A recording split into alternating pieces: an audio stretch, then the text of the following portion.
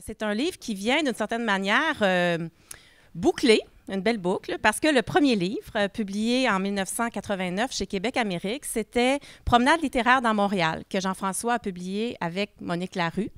Donc, le fait qu'il revienne à la ville dans cet essai, je pense que c'est très intéressant. Je vous promets que je ne parlerai pas beaucoup. Je vais faire parler Jean-François. Alors, j'aimerais ça, Jean-François, peut-être que tu nous expliques un petit peu ta démarche, parce que tu pars vraiment des textes que tu as lus, qui évoquent la ville, qui problématisent la ville.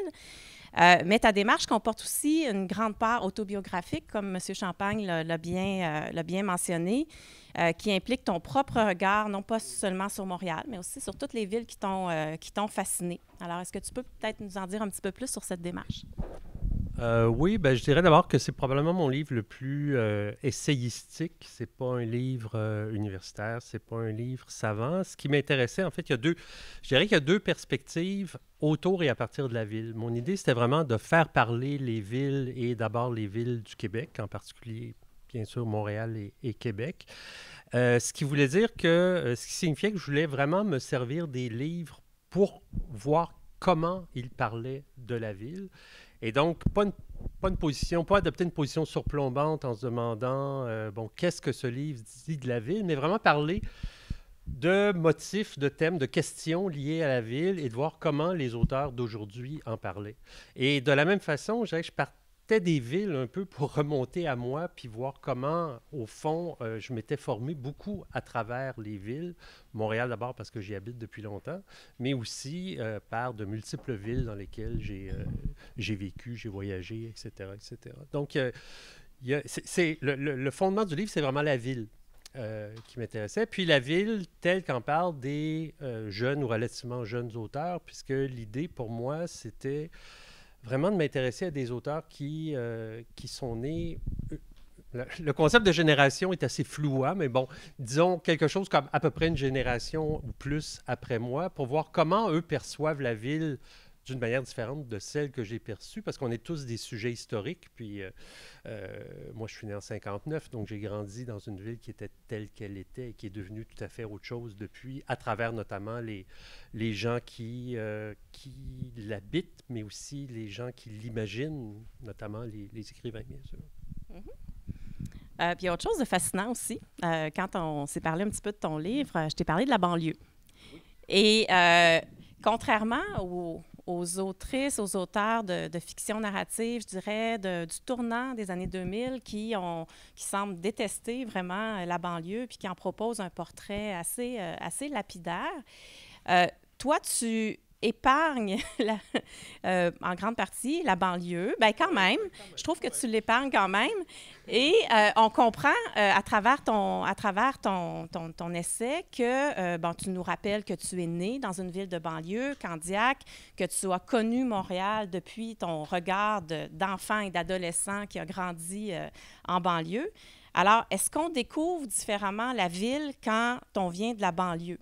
Et peut-être comme sous-question, tu épargnes un peu moins d'autres villes du Québec. Par exemple, tu dis que Grande-Bay est un modèle d'environnement sans personnalité. Donc, je paraphrase les oui, auteurs, je sais. Donc, est-ce que tu peux nous en dire un petit peu plus sur ce rapport de la banlieue à la ville et ton rapport aussi à ces autres villes que tu estimes peut-être un peu moins glorieuses? Un peu moins glorieuse. Ben, d'abord, je dirais que je m'intéresserais probablement pas autant aux villes et autant à Montréal. J'ai beaucoup travaillé sur Montréal. Si j'étais pas venu de la banlieue, justement. Parce que je viens d'une banlieue qui était d'une platitude inouïe, qui était amusante à l'époque pour un enfant parce qu'il y avait des bois, des forêts partout, mais à l'adolescence, c'était absolument épouvantable. Tout ce que je voulais, c'était fuir à Montréal. Et donc, ça a certainement marqué la manière dont je percevais les villes. Cela dit, il n'y a pas la banlieue, il y a les banlieues. Il y a des banlieues qui ont une histoire et il y a des banlieues qui n'en ont pas du tout. Mais je pense aussi que de la même façon que je dirais que les grandes villes sont des lieux ouverts, sur le monde nécessairement, parce que c'est dans les grandes villes qu'on retrouve...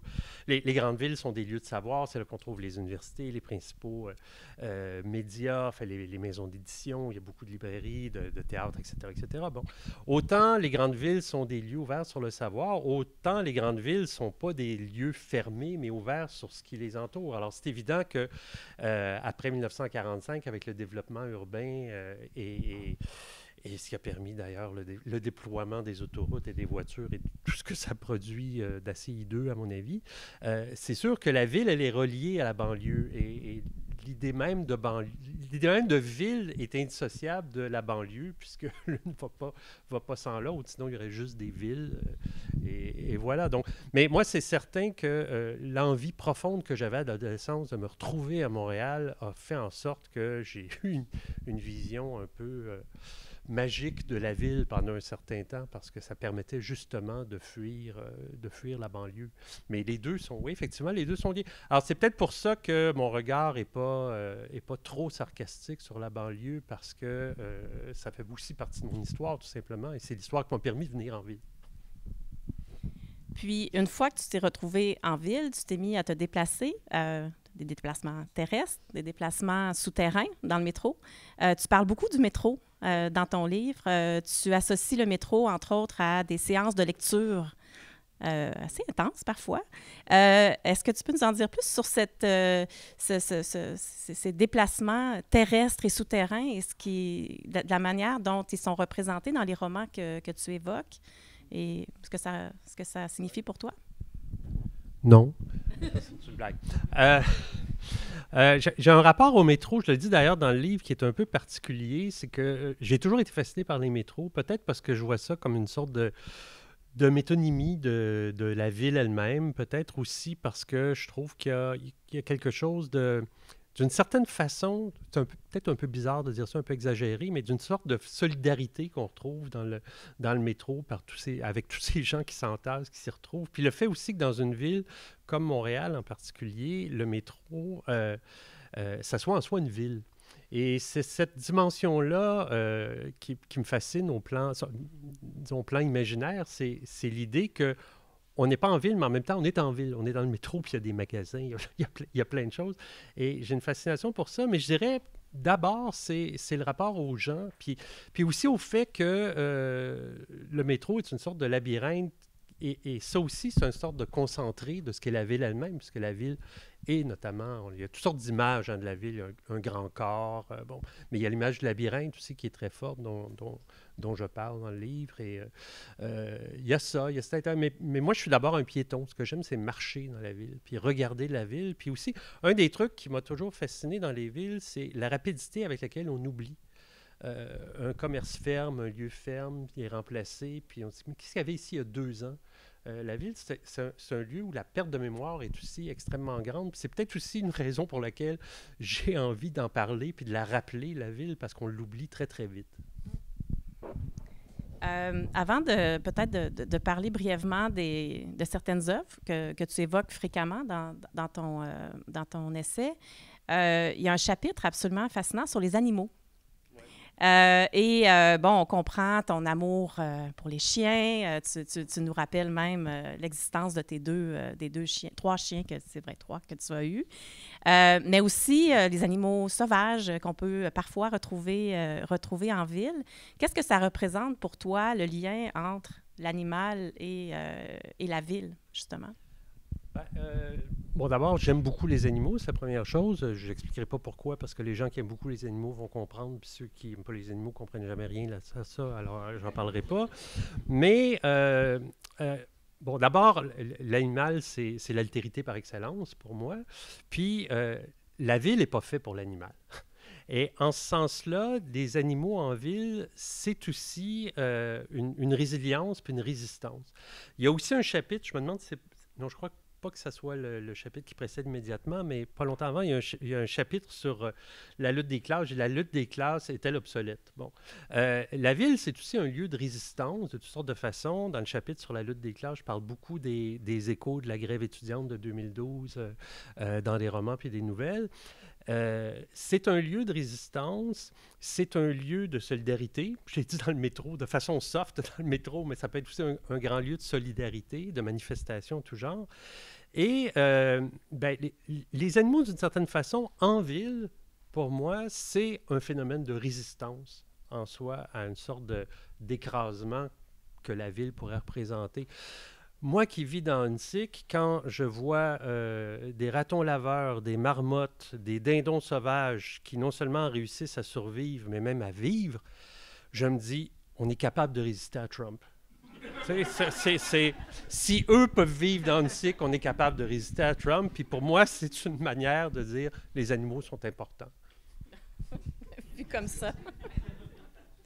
Peut-être pour terminer, il y a certaines œuvres, tu en cites beaucoup, une cinquantaine, si j'ai bien... 54 auteurs, oui, c'est ça, si j'ai bien calculé. Mais tu as des œuvres, des œuvres qui t'ont visiblement davantage interpellé. Il y a le roman d'Alain Farah que j'ai aperçu tantôt. Il y a Morel aussi, oui. Morel, c'est l'auteur. Oui, l'auteur, je sais, de Maxime Raymond-Bock. Donc, ces deux romans-là t'ont vraiment interpellé dans ta réflexion sur la ville. Est-ce que tu peux peut-être nous en dire, nous glisser quelques mots sur ça? Pas devant eux comme ben ça, oui, justement. Mais oui.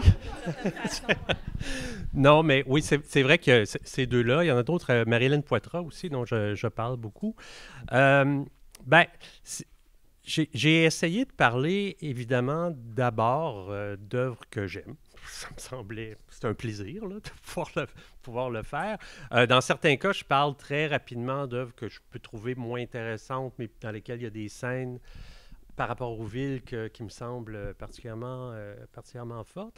Mais c'est vrai qu'il y a certaines œuvres, certains romans, dont les deux dont il est question ici, qui ont du coffre, je dirais, qui ont une amplitude puis une amplitude qui est, entre autres, provoquée par la ville. C'est aussi... Quand je disais au début que ce qui m'intéressait d'abord, c'était la ville en soi, l'imaginaire de la ville et de voir comment les auteurs en parlent, ben là, on parle d'œuvres où, justement, le souffle, je dirais presque épique des romans, est vraiment porté en grande partie par la ville elle-même. Et c'est une des raisons, c'est pas la seule, mais c'est une des raisons pour lesquelles, pour moi, ces œuvres-là sont très, très importantes.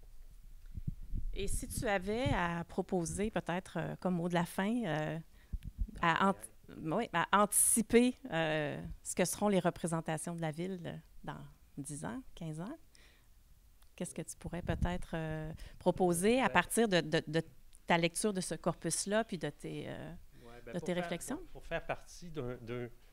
faire partie d'un jury actuellement qui traite d'ouvrages de science-fiction et d'anticipation, ça va être apocalyptique. Je peux vous le dire tout de suite. Il va y avoir des feux, des inondations, tout va être détruit. Ça va très, très mal. Alors, dans 10 ans, ça va être pire. Comme mot de la fin, je trouve que c'est quand même pas mal. Oui.